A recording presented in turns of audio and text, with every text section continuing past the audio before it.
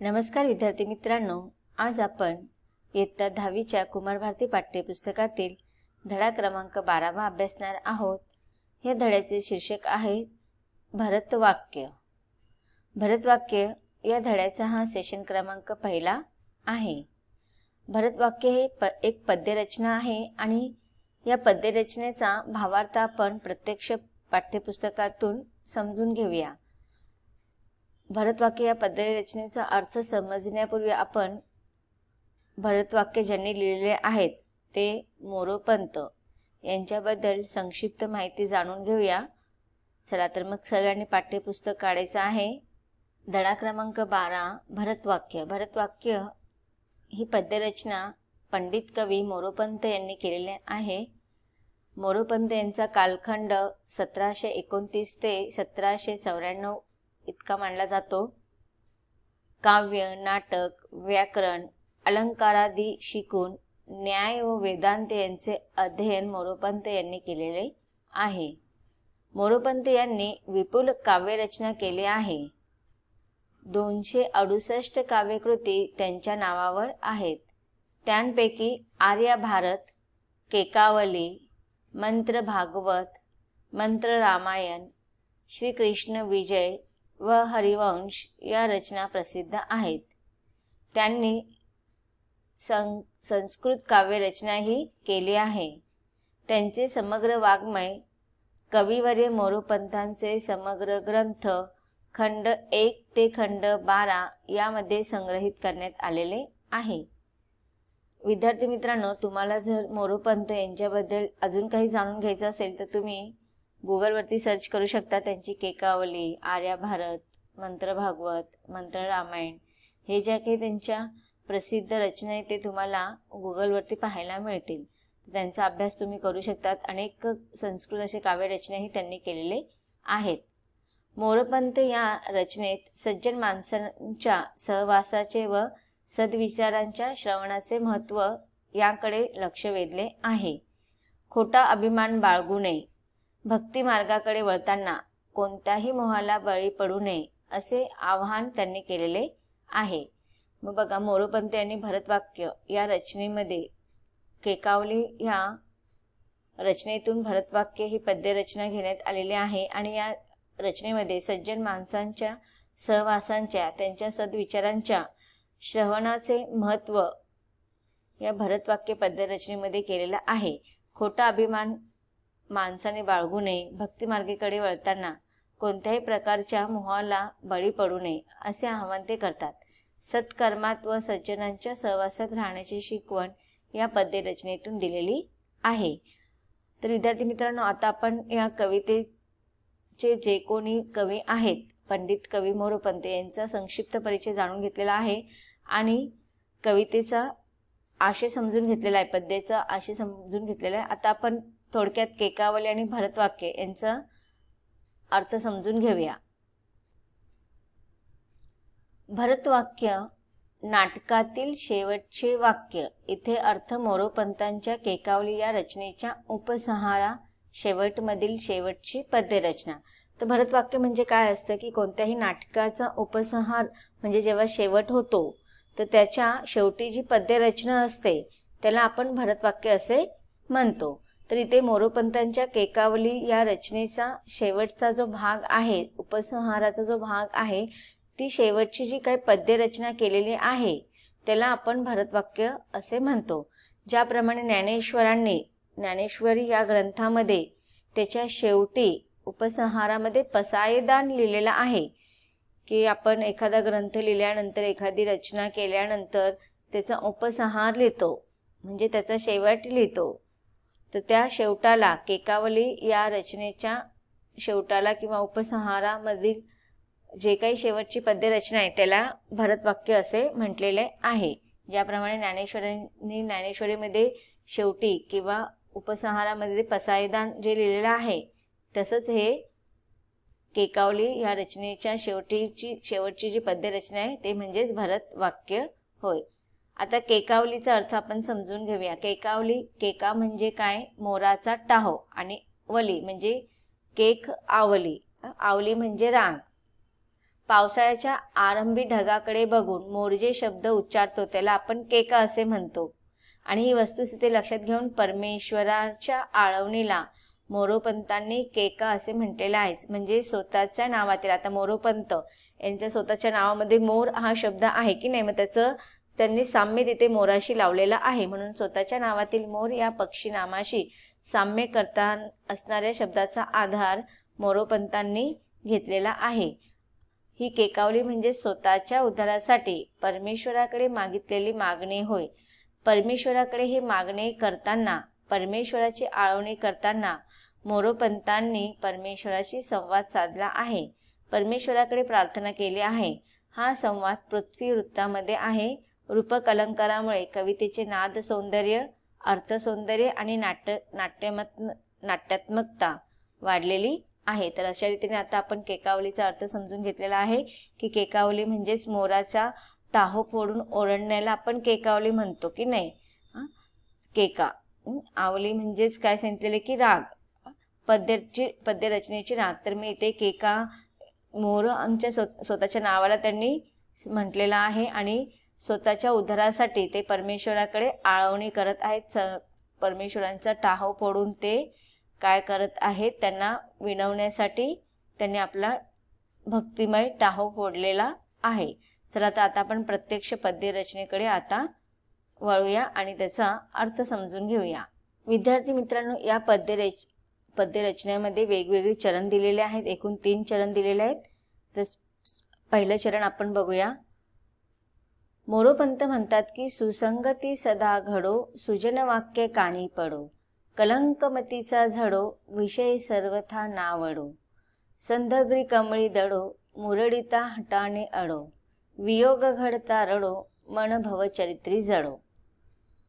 तो या रचनेचा भावार्थ समजून घेताना सुरुवातीला आपण कठीण शब्दांचा अर्थ समजून घेऊया. सुसंगती, सुसंगतीच म्हणजे काय, सुसंगत, चांगली संगत, चांगली सोबत, चांगल्या माणसांची असलेले आपल्याला जी काही सोबत असते त्याला आपण सुसंगती असे म्हणतो. सदा म्हणजे नेहमी, घडो म्हणजे मिळव. सुजन वाक्य, सुजन वाक्य म्हणजे सुविचार, चांगले वचन. कानी म्हणजे कानावर, पडो म्हणजे ऐकू दे. कलंक मतीचा झडो, मती म्हणजे बुद्धी आणि कलंक म्हणजे डाग किंवा इथे आपल्याला कलंकचा अर्थ घ्यायचा आहे कुविचार, वाईट विचार. मती म्हणजेच बुद्धी, झडो म्हणजे निघून जाऊ दे. विषय सर्वथा ना आवडो. विषय, विषयचा अर्थ काय असतं की कामवासना, मोह, याला आपण विषय म्हणतो. सर्वथा म्हणजे नेहमी, ना आवडो म्हणजे आवडू नाही. सधग्री कमळी दडो, मुरडिता हटाने अडो. सधग्री कमळी, कमळी म्हणजे कमळ आणि सधग्रीचा अर्थ काय होतो की सज्जनांचे पाय. दडो म्हणजेच लपवणे किंवा पकडणे. मुरडिता हटाने हटो. मुरडिता म्हणजे मुरडणे, मागे वळून पाहणे. हटाने म्हणजे आग्रहाने किंवा हट्टाने.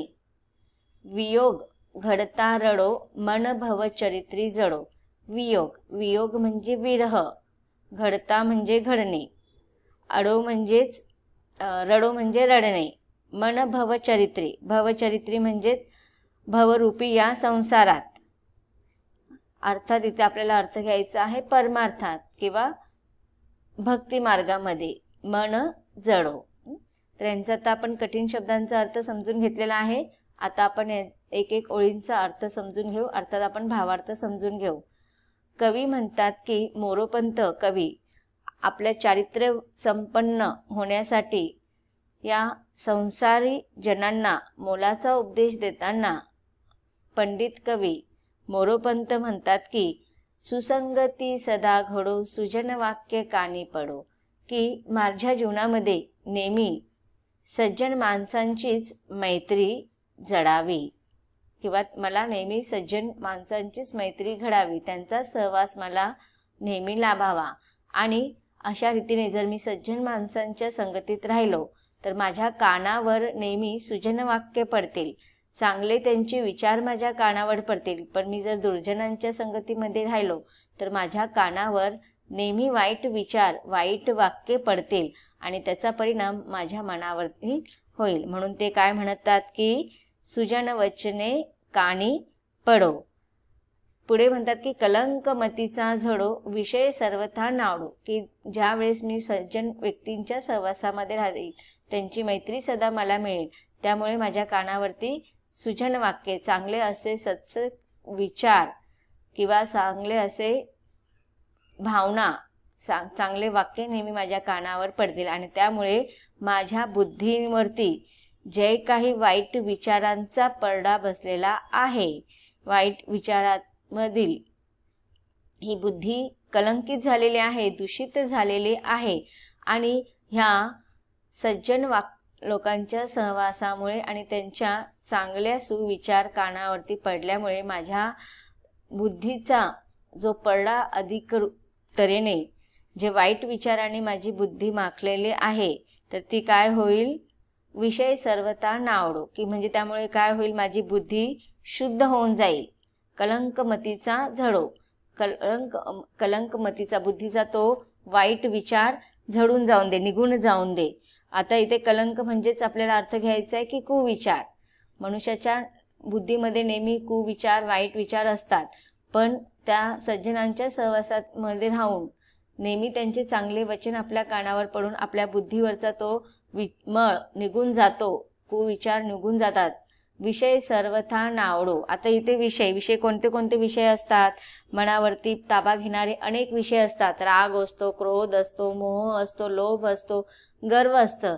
या सर्व विषय वाचनाने मनावरती ताबा मिळवलेला असतो. म्हणून कवी म्हणतात की वाईट विचार झडून बुद्धी शुद्ध व्हावी, विवेकी व्हावी आणि ज्या काही काम वासना माझ्या मनावरती संपूर्ण ताबा घेतात ते सगळे माझ्या मनातून निघून जावे, ते मला कधी आवडू नये. विषय सर्वथा ना आवडो. अशा रीतीने काम वासनेविषयीचे जितके विचार असतील ते माझ्या मनाला नको भिडू देऊ, ते मला आवडू नको देऊ. हे ईश्वरा, तो ईश्वराला सांगत आहे. पुढे म्हणतायत की सधग्री कमळी दडो, मुरडिता हटाने अडो. मग सधग्री कमळी, कमळी म्हणजे कमळ. आता तुम्हाला माहिती आहे की कमळाच्या फुलामध्ये कोण अडकलेला असतो, भुंगा. अगदी बरोबर. त्या भुंग्याला आहे ना, तो एवढा त्या कमळाच्या फुलामध्ये अडकतो, त्याच्यामध्ये मदप्राशन करण्यामध्ये, विषय वाचनामध्ये तो इतका आवडून जातो, तो कधी त्या कमळाच्या फुलामध्ये बंद होतो हेही त्याला उमगत नाही आणि हेही त्याला कळत नाही. मग ज्याप्रमाणे भुंगा जसा कमळात अडकतो, त्याच्या कमळाच्या सुगंधाने आणि त्याच्या त्या रसाने तो धुंद होऊन निग्रहाने तिथून हटत नाही. जर कमळाचा विरह झाला तर तो काय करतो, रडतो. मग त्याप्रमाणे कमळातील मधुसेवन करणाऱ्या भुंग्याप्रमाणे माझं मन कुठे असलं पाहिजे, त्या सज्जन लोकांच्या चरणाजवळ माझं मन राहिलं पाहिजे. सधग्री कमळी दडो, मुरडिता हटाने अडो.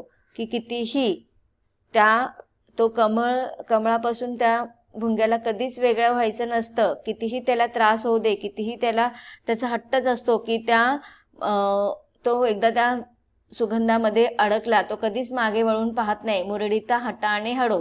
कितीही प्रयत्न केला तो मागे वळून पाहत नाही. तसंच एकदा का मी सज्जन लोकांच्या सहवासामध्ये राहिलो, तो माझ्या मनावरची, माझ्या बुद्धीवरील ही विषय वासना नष्ट होऊन जाऊन दे आणि त्या सज्जन लोकांच्या चरणाजवळ माझे मन इतके काही मग्न होऊन दे, त्याच्यामध्ये लीन होऊन दे की मला पुढे कुठेही मागे वळून पाहण्याची गरज नाही. मला हट्टाने त्या चरण कमळांजवळ, सज्जन लोकांच्या चरण कमळाजवळ राहायचं आहे. ज्याप्रमाणे तो भुंगा कमळापासून वेगळ्या केल्यानंतर त्याचा वियोग, त्याचा विरह त्याला सहन होत नाही, तो रडत बसतो.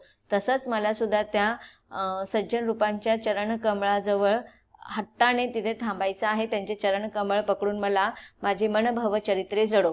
की त्यांच्या ह्या भक्ती मार्गामध्ये, भवचरित्र इथे आपल्याला अर्थ घ्यायचा की परमार्थ किंवा भक्ती मार्ग, ह्या भक्ती मार्गामध्ये, या भवचरित्रामध्ये किंवा ह्या परमार्थामध्ये माझं मन सदा तिथे राहू दे.